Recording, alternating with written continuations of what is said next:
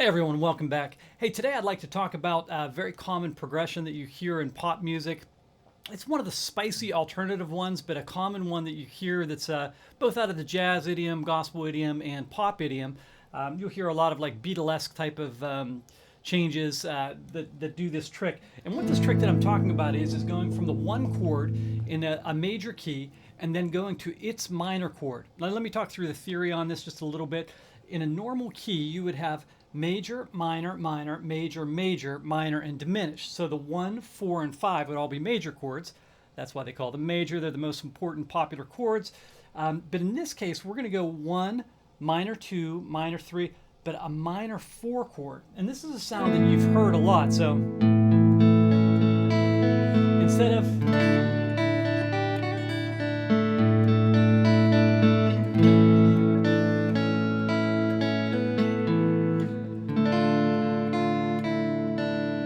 so what I have there is a lowered sixth out of the key of A. It should be an F sharp note in the key of A, but instead I'm going to play an F natural note. Let's say I put it in the key of C. I would have a C major chord, and instead of the F major chord, I would do C major to F minor. And this F minor gets a really nice voice leading. If you look at the top 3 notes of it, if you go from a C chord and you do G, C, and E, and then normally I would go to an F chord, A, C, F, and it would go back down. But you hear this ba, ba, it's sort of a nice sound. But if I play this A flat note instead, ba, ba, it has this real drive where it's got to go back down to this G note, and then of course the F, the amen sound, and the C stays the same. So it's got this driving force behind it. And if I'm in the key of A, basically if you're playing a bar chord, if you just play that exact same shape with a 5th string root to a D minor.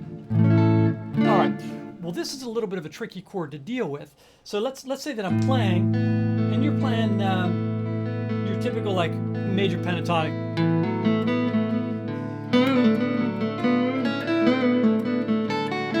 You can hear all those notes are really wrong and they just don't sound right. So the question is, how do you deal with that chord? Well, there's a couple of popular ways. I'd say that there's probably 4 or 5 different ways you can deal with it. But there's a couple things that are really like key important ones. Now, the first one that I'm going to talk about is the easiest and it's the best one. This is the one that you hear people use lots and lots of times. And this is sort of an old Miles Davis trick. When you get into trouble for some changes, you can go into like a minor blues type of sound, and it actually works a lot of times because oftentimes melody trumps over harmony. So whatever the strongest melody is, people are going to hear that melody more than they hear the harmony underneath it, even if there's a little bit of issues with some of the notes. So let's talk through the first line of defense for a guitar player. Your first line of defense is almost always your pentatonics. That's where you want to go to first. That's the easiest place to play. That's where you know some of your most common riffs and stuff like that. You can make the strongest melodies. So if I just did a major pentatonic to start off with over A major, that totally works. And then if I just slide up 3 frets when I go to D minor, it doesn't quite 100% work because I've got an E natural note in there instead of this F note. It doesn't quite give it away, but I'm going to play that and you're going to hear how this sounds and how it actually works.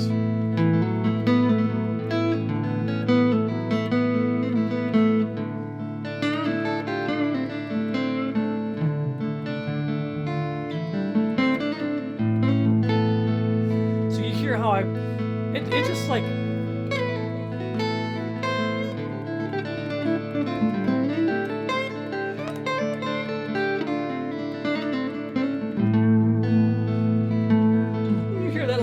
that sounds pretty good. So you can just take your straight major pentatonic, go into your minor pentatonic, and I would practice that in a couple of different positions so that you get used to it. So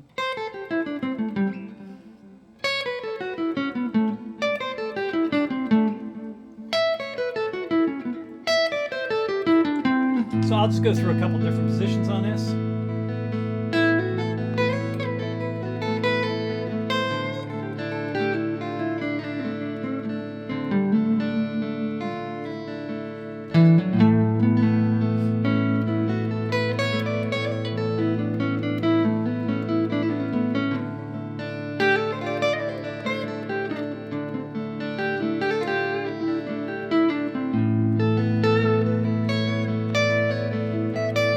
notice I'm putting in that the D note also.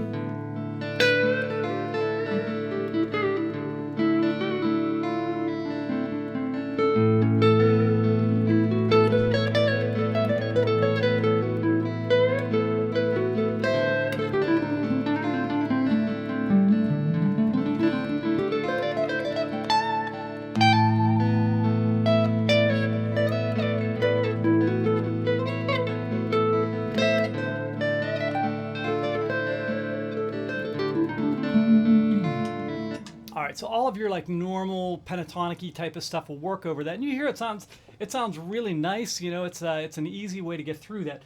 That's the least complicated one. That's the easiest for our guitar brains to be able to take.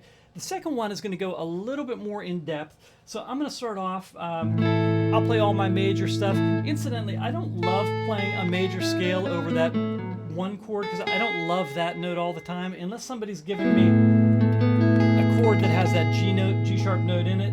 I'm not always going to play that. I play more the hexatonic, which is, and even this F sharp note, a lot of times I'll avoid that F sharp note, but the G sharp note for sure I'm avoiding. Okay, the next step is to go to the closest possible key. Now this one, I'm gonna explain some theory on this. This is an important thing. So if I stayed with my natural minor or natural major keys, one of the things when you go to an oddball chord within a key is you want to stay the closest number of sharps or flats possible. So you want to go to the nearest key that you can. Okay, so let me explain what I mean by that. I'm in the key of A. I've got F sharp, C sharp, G sharp, and D sharp, 4 sharps. Okay, now I'm going to D minor. That D minor, now hold on tight because I'm going to go fast through this, but write it down if you need to write it down so you can actually see this and figure it out. But if I go to a D minor chord, a minor chord can be in positions 2, 3, or 6. If I'm in 2, I'm in the key of C. No sharps, no flats. That's 4 keys away. That's 4 sharps away. If I do a 3 chord, I'm in the key of B flat, and E flat. That's 6 accidentals away. So that's further away. So you know that that one doesn't work. If I have this as my 6 chord, I've got this as the 6 chord then from the key of F, which has 1 flat. So I'm 5 flats away. So our closest key is not the 6 flats away or the 5 flats away, but the 4 accidentals away. So I'm going to go into the key of C. C, no sharps, no flats. Okay, so if I play the key of C here,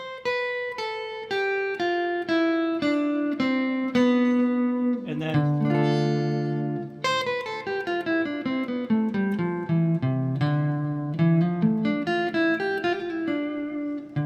okay, so that's my C natural, and it's also the relative the natural to that A minor. Okay, so it does have some like really direct link. So I'm going to play this. I'm going to go from A major sounds into C major sounds.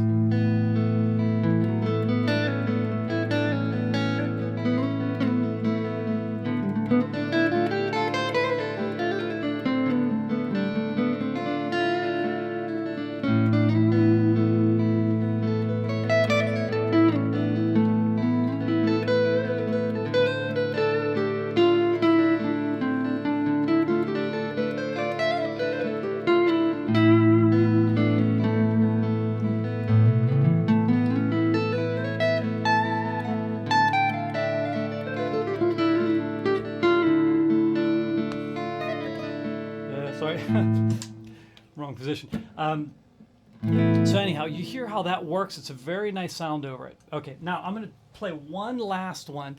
And when you're practicing this, I just get your looper pedal or something like that and go over these sounds. The next one and the last one that I'm going to use is a little bit more exotic.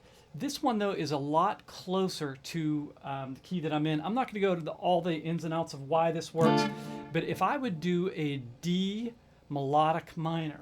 So melodic minor is the same as the major key, except for the third is lowered by a half step. So if I'm here in D major, F sharp and C sharp, which by the way is the next door neighbor to the key of A, and I lower my third, D, E, F natural, C sharp. So I've got the B note and the C sharp note out of the key of A. but I've got my F natural and my G natural. So I've got the minor third in this key and then the fourth, but in the key of A, it's the flat 6 and it's the flat 7, okay? I know that's a lot of information fast. You can write it down if you want to hear it. But check this out. Check out the sound.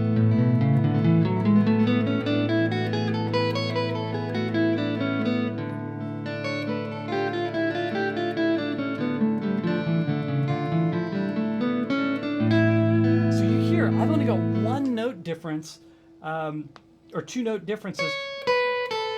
Those notes are the same as in A or as in D minor, but this is where my change happens. Instead of... So listen to this.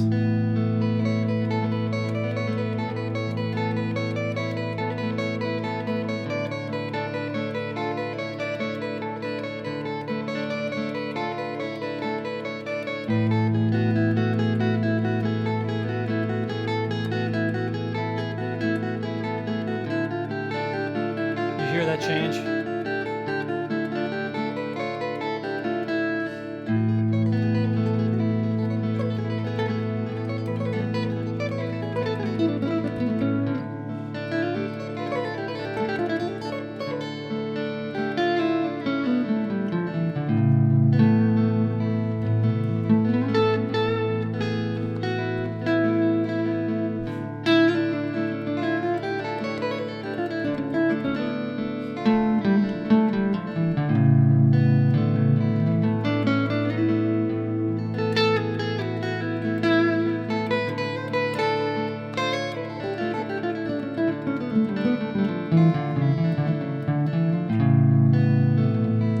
So that's the melodic minor, D melodic minor.